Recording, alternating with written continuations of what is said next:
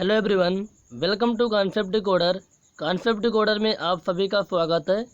हम प्रैक्टिस कर रहे हैं एनवायरमेंटल इंजीनियरिंग के ऑब्जेक्टिव क्वेश्चन। ये हमारा लास्ट वीडियो होगा। अभी तक हम आपको लगभग 300 के आसपास क्वेश्चन करवा चुके हैं। यदि आप इसके पहले के वीडियो नहीं देखे हैं तो डिस्क्रिप्शन में दिए गए लिंक पर आप क्लिक करके पहले के वीडियो को देख सकते हैं। सभी वीडियो प्लेलिस्ट पर अपलोड हैं और सभी लेक्चर की आप PDF को भी डाउनलोड कर सकते हैं। नीचे दिए गए व्हाट्सअप नंबर पे आप व्हाट्सअप कर सकते हैं, जहां आपको PDF प्रोवाइड करा दी जाएगी। तो शुरू करते हैं आज का वीडियो। आज का पहला क्वेश्चन है, which of the following process take place in trickling filter. मतलब क्या है कि जो ट्रिकलिंग फिल्टर में कौन सी प्रोसेस टेक प्लेस होती है, कौन सी प्रोसेस अपनाई जाती है। तो ट्रिकलिंग फिल्टर किस चिड़िया का नाम है? ट्रिकलिंग फिल्टर एक किस चिड़िया का नाम है? देखो, सीवेज ट्रीटमेंट प्लांट में जब हम सीवेज को ट्रीटमेंट प्रोवाइड करते हैं तो वहाँ बहुत सारी यूनिट लगाई जाती है। उनमें से एक यूनिट होती है बायोलॉजिकल यूनिट। तो बायोलॉजिकल यूनिट में कई यूनिट होती है, जैसे trickling filter, activated flush process, oxidation pond, इस तरह के यूनिट लगाई जाती हैं। उनमें से होता है ट्रिकलिंग फिल्टर जो कि एरोबिक, और इसमें क्या होता है, अटैच्ड ग्रोथ सिस्टम होता है। एरोबिक अटैच्ड ग्रोथ सिस्टम होता है। मतलब क्या, इसमें ऑक्सीजन की प्रेजेंस में बैक्टीरिया डिजॉल्व्ड ऑर्गेनिक मैटर को डिकम्पोज करता है। तो जो ऑर्गेनिक मैटर होते हैं सीवेज में होते हैं, उनको बैक्टीरिया डिकम्पोज करता है। ट्रिकलिंग फिल्टर में क्या प्रोसेस होती है मैं बता देता हूँ आपको। इसमें एक चैम्बर होता है जहाँ ग्रेवल को बिछाया जाता है। उन ग्रेवल में बैक्टीरिया चिपका हुआ रहता है। ऊपर से सीवेज आता है। तो सीवेज में जो डिजॉल्व्ड ऑर्गेनिक मैटर होते हैं उनको बैक्टीरिया खाता है और खा करके अपनी पॉपुलेशन बढ़ाता जाता है, जिससे एक लेयर बन जाती है। बैक्टीरिया की एक लेयर बन जाती है मोटी सी, जिसे बोलते हैं फ्लाइम लेयर। तो इसको हम डेप्थ में नहीं जाएंगे, इसको एम्पर देखते हैं। इसका एम्पर हो जाएगा बायोलॉजिकल एक्शन। क्या हो जाएगा? बायोलॉजिकल एक्शन, क्योंकि बैक्टीरिया डिजॉल्व्ड ऑर्गेनिक मैटर को खाता है और अपनी पॉपुलेशन बढ़ाता है, जिससे हमारी डिजॉल्व्ड ऑर्गेनिक मैटर कंसंट्रेशन कम होती है और हमें साफ पानी मिलता है। एम्पर नंबर डी इसका एम्पर हो जाएगा। डिसइंफेक्शन क्या होता है? डिसइंफेक्शन का मतलब होता है डिस्ट्रक्शन ऑफ पाथोजेंस को मारना। बैक्टीरिया, वायरस, प्रोटोजोआ, हेलमिंथेस में सारे पाथोजेंस होते हैं। हम मेनली बात कर रहे हैं बैक्टीरिया की। तो बैक्टीरिया को मारने के लिए हम क्लोरामाइन का यूज़ करते हैं। क्लोरीन का एक फॉर्म होता है। ऑक्सीडेशन क्या होता है? हम ऑक्सीजन जो होता है एक तरह का ऑक्सीडाइजिंग एजेंट होता है। ऑक्सीडाइजिंग एजेंट होता है जो क्या करता है, डिजॉल्व्ड ऑर्गेनिक मैटर को, या फिर मैं कहूँ तो पूरे जो ऑर्गेनिक मैटर होते हैं उनको डिकम्पोज करता है। फिल्ट्रेशन क्या होता है? वाटर ट्रीटमेंट प्लांट में जब पानी को हम साफ करते हैं तो एक यूनिट आती है फिल्ट्रेशन। ये लगाया जाता है PFT और FFT के बाद में। प्लेन फेडिमेंटेशन टैंक के बाद में लगाया जाता है फ्लोफेंट फिल्टर। और बात करें उसमें फेडिमेंटेशन विथ कोगुलेशन, उसके बाद लगाया जाता है रैपिड फैन फिल्टर। तो फिल्ट्रेशन की बात हो गई। अगला क्वेश्चन क्या है? अगला क्वेश्चन है, before discharging the foul sewage into reverse it is generally treated by. जो हमारा फाउल सीवेज, जो गंदा हमारा सीवेज होता है, उसको हम किसी नदी में छोड़ने से पहले हम क्या करते हैं, जनरली उसमें क्या ट्रीटमेंट प्रोवाइड करते हैं। यहाँ तो 3 ऑप्शन ही दिए हैं, इसके पूरे हम लेआउट को डिस्कस कर लेते हैं। फिर हम बताएंगे आपको कि उस सीवेज को कब हम सीवेज यानी रिवर में छोड़ देते हैं, किसी वाटर बॉडी में छोड़ देते हैं, किसी ज़मीन में छोड़ते हैं। देखो, ये आपका पूरा एक क्या है, इसको आप देखिए, इसको मतलब हटाइए दिमाग से। ये है अपना पूरा लेआउट किसका, सीवेज ट्रीटमेंट प्लांट का। आपका सीवेज इधर से आ रहा है, जहाँ सीवेज आता है वहाँ पर स्क्रीनिंग लगी होती है। स्क्रीनिंग में जो फ्लोटिंग मटेरियल होते हैं, बड़े बड़े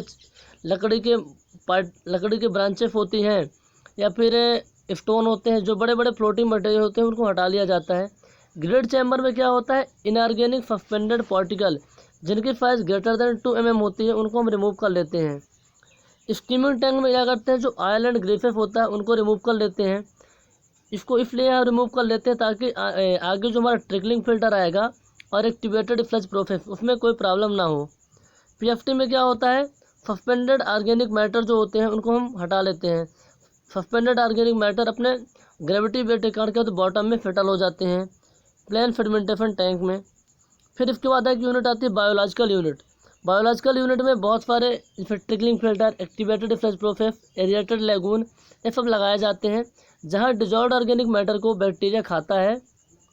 इसके बाद पानी जाता है किसमें, सेकेंडरी फेडिमेंटेशन टैंक में, एफएफटी में। तो एफएफटी में क्या होगा, हमारा जो एफ्लुएंट होता है हमको मिल जाता है, और जो हमारे यहाँ पास जो बायोलॉजिकल ट्रीटमेंट में जो बैक्टीरिया ने डिजॉल्व्ड ऑर्गेनिक मैटर खा के जो अपनी पॉपुलेशन बढ़ाई थी, तो यहाँ बैक्टीरिया रहता है बॉटम में, तो यहाँ इफ्लक्स डाइजेस्टर में आ जाता है। और पीएफटी के बॉटम में जो फिटल ऑर्गेनिक मैटर होते हैं ये भी इफ्लक्स डाइजेस्टर में आ जाते हैं।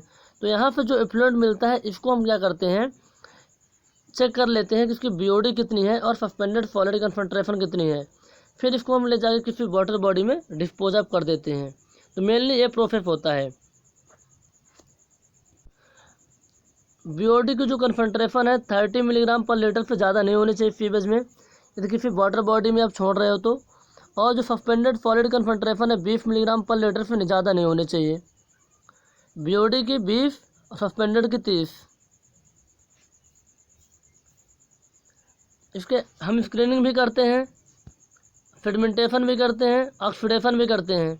ऑक्सीडेशन का मतलब ऑक्सीडाइजिंग एजेंट हमारा ऑक्सीजन होता है, जो डिजॉल्व्ड ऑर्गेनिक मैटर यानी जितने भी ऑर्गेनिक मैटर होते हैं उनको डिकम्पोज करता रहता है। इसका आंसर क्या हो जाएगा, option number D. For sewage disposal in a water body without any treatment the minimum available dilution level should be in. Sewage को हम क्या करते हैं, बिना किसी ट्रीटमेंट के किसी वाटर बॉडी में डिस्पोज कर रहे हैं। जो गंदा सीवेज है, डोमेस्टिक वेस्ट वाटर है, उसको हम क्या कर रहे हैं, बिना किसी ट्रीटमेंट के। अब ध्यान रखना, जो सीवेज है दोनों हो सकते हैं। हो सकता है आपका सीवेज की बात करें तो सीवेज तो डोमेस्टिक वेस्ट वाटर को ही कहते हैं। वेस्ट वाटर की बात करें तो हमारा डोमेस्टिक वेस्ट वाटर भी हो सकता है और इंडस्ट्रियल वेस्ट वाटर भी हो सकता है। तो ध्यान रखना, जनरली जो सीवेज होता है वो डोमेस्टिक वेस्ट वाटर ही होता है, डोमेस्टिक वेस्ट वाटर होता है। अब वेस्ट वाटर में दोनों आ जाते हैं, इंडस्ट्रियल और डोमेस्टिक।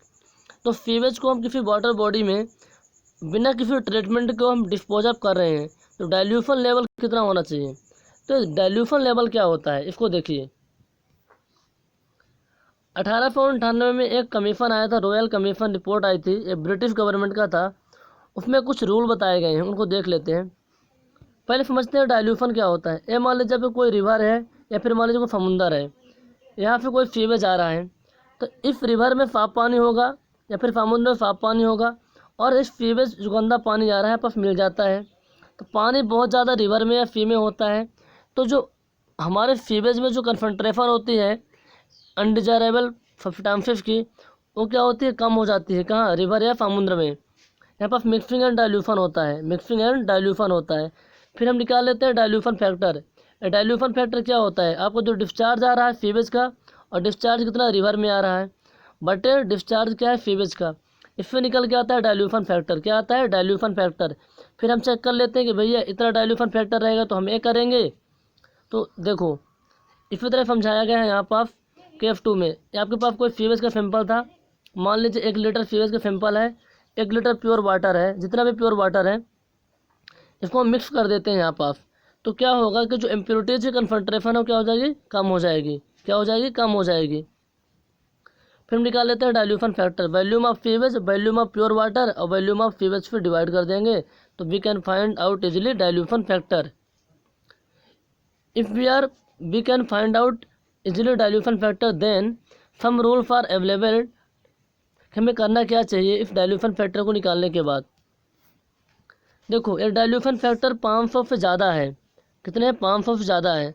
500 से ज़्यादा होगा तो मतलब क्या हुआ, आपका डिस्चार्ज कम होगा सीवेज का, है ना, डिस्चार्ज क्या होगा सीवेज से कम होगा, और प्योर वाटर ज़्यादा होगा, तभी तो ये आएगा ना। डाइल्यूशन फैक्टर जब 500 से ज़्यादा है तो कोई ट्रीटमेंट प्रोवाइड नहीं करते, डायरेक्ट सीवेज को ले जाके फिर वाटर बॉडी में छोड़ देते हैं। 500 से ज़्यादा होगा तभी ये करते हैं। मान लो डाइल्यूशन फैक्टर 300 से 500 के बीच में है, तो हम क्या करते हैं, जो सीवेज होता है उसको प्राइमरी ट्रीटमेंट प्रोवाइड करते हैं, और जो उसमें सस्पेंडेड सॉलिड कंसंट्रेशन होती है 150 mm से 150 ppm यानी 150 मिलीग्राम पर लीटर से कम करने का प्रयास करते हैं। मान लो डाइल्यूशन फैक्टर 150 से 300 के बीच में है, तो हम क्या करते हैं, उस सीवेज को प्राइमरी ट्रीटमेंट प्रोवाइड करते हैं, और उसमें जो सस्पेंडेड पार्टिकल कंसंट्रेशन है ध्यान रखते हैं कि 60 मिलीग्राम पर लीटर से ज़्यादा नहीं होनी चाहिए। मान लो डाइल्यूशन फैक्टर 150 से कम है, इसका मतलब क्या हुआ, सीवेज में सीवेज बहुत ज़्यादा होगा, उसमें ऑर्गेनिक मैटर कंसनट्रेशन बहुत ज़्यादा होगी, जिसमें प्रॉब्लम होती है। तो हम कंप्लीट ट्रीटमेंट प्रोवाइड करते हैं, प्राइमरी सेकेंडरी दोनों ट्रीटमेंट को प्रोवाइड करते हैं। ज़रूरत पड़ती है तो टर्फरी ट्रीटमेंट को भी प्रोवाइड करते हैं। फिर जब पानी साफ हो जाता है तो हम उसको जब किसी वाटर बॉडी में छोड़ने का प्रयास करते हैं, छोड़ना पड़ेगा ना डिस्पोजल को, एफ्लुएंट है जो आपका, तो उसमें देखते हैं कि भाई बीओडी 20 मिलीग्राम पर लीटर से ज़्यादा नहीं होनी चाहिए और सस्पेंडेड सॉलिड 30 मिलीग्राम पर लीटर से ज़्यादा नहीं होनी चाहिए। तो ये कुछ इंपॉर्टेंट पॉइंट थे जिन्हें आपको याद रखना है। इसका आंसर क्या होगा, ऑप्शन दिया है क्या? अच्छा, ऑप्शन ही नहीं दिया, कोई बात नहीं। तो यदि हम किसी वाटर बॉडी में बिना ट्रीटमेंट को छोड़ रहे हैं तो उसको 500 मिलीग्राम पर लीटर से जो हमारा डाइल्यूशन फैक्टर है, सॉरी 500 से ज़्यादा होना चाहिए, मिलीग्राम में क्या है, 500 से ज़्यादा होना चाहिए डाइल्यूशन फैक्टर, तभी बिना किसी ट्रीटमेंट के किसी वाटर बॉडी में सीवेज को डिस्पोज अप कर पाएंगे। अगला क्वेश्चन है the temperature effects the, temperature क्या है, इफेक्ट करता है, प्रभावित करता है, क्या क्या ऑप्शन है, बायोलॉजिकल एक्टिविटी इन रिवर्स। देखो फीवर्स में, फीवर में बायोलॉजिकल यानी बैक्टीरिया होंगे, तो बैक्टीरिया क्या करते हैं, डिजॉल्व्ड ऑर्गेनिक मैटर को, यानी सॉरी बार बार बोल रहा हूँ, डिजॉल्व्ड ऑर्गेनिक मैटर को क्या करते हैं, डिकम्पोज करते हैं। दरअसल डिजॉल्व्ड ऑर्गेनिक मैटर को डिकम्पोज करते हैं बैक्टीरिया, इसलिए लफ्ज में आता रहता है। तो biological activity in fever double हो जाती है सीधे भैया, टेम्परेचर ज़्यादा रहेगा तो बैक्टीरिया ज़्यादा डेवलप होंगे, ऑर्गेनिक मैटर को ज़्यादा डिकम्पोज करते हैं, तो अच्छी बात होती है। Solubility of gases in fever, temperature ज़्यादा रहेगा तो फेल्युबिलिटी ऑफ गैसेस जो होती है, जो गैसों का घुलना मिलना होता है फीवर में, वो कम हो जाएगा। विस्कोसिटी ऑफ फीवेज, फाइनता क्या होगी, यदि मान लो टेम्परेचर बढ़ गया तो विस्कोसिटी क्या होती है, कम हो जाती है, विस्कोसिटी क्या हो जाएगी, कम हो जाएगी, मतलब वो पतला होता जाता है। ऑल ऑप्शन आर करेक्ट, ये तीनों को इफेक्ट करता है, कौन, टेम्परेचर। अगला क्वेश्चन है the amount of oxygen required for biological decomposition of dissolved organic matter, dissolved organic matter को, डिजॉल्व्ड ऑर्गेनिक सॉलिड के बायोलॉजिकल डिकम्पोजिशन के लिए कितना ऑक्सीजन चाहिए, मतलब क्या होता है, under aerobic condition for 5 days at 20 degree Celsius इस टर्म डेज, मतलब क्या है, देखो डिजॉल्व्ड ऑर्गेनिक मैटर को डिकम्पोज करने के लिए बैक्टीरिया को 5 दिन के अंदर 20 डिग्री टेम्परेचर पर कितना ऑक्सीजन चाहिए। दोबारा सुनो क्वेश्चन को, हमारे पास डिजॉल्व्ड ऑर्गेनिक मैटर है, बैक्टीरिया को डिकम्पोज करेगा 5 दिन तक 20 डिग्री सेल्सियस टेम्परेचर पर, तो उसको कितना ऑक्सीजन चाहिए, उसे क्या कहते हैं, वो होता है अपना बीओडी। क्या होता है, बीओडी। एक होता है बीओडी 5, एक होता है बीओडी अल्टीमेट। तो 5 दिन के अंदर बैक्टीरिया को ऑर्गेनिक मैटर को, यानी डिजॉल्व्ड ऑर्गेनिक मैटर को डिकम्पोज करने के लिए जितने ऑक्सीजन चाहिए, that is called BOD 5, BOD 5। BOD ultimate क्या होता है, हमारा जो बायोडिग्रेडेबल ऑर्गेनिक मैटर है, बायोलॉजिकल है ना, डिजॉल्व्ड ऑर्गेनिक मैटर में बायोडिग्रेडेबल जो ऑर्गेनिक मैटर है, उनको 100% डिकम्पोज होने के लिए जितनी ऑक्सीजन चाहिए वो होता है बीओडी अल्टीमेट, पूरी तरफ डिकम्पोज होने के लिए बीओडी अल्टीमेट। सीओडी क्या होता है, केमिकल ऑक्सीजन डिमांड। बायोडिग्रेडेबल और नॉन बायोडिग्रेडेबल दोनों तरह के ऑर्गेनिक मैटर होते हैं, उनको डिकम्पोज होने के लिए कुछ क्या डालते हैं, एसिड डालते हैं, क्या डालते हैं, एसिड डालते हैं। तो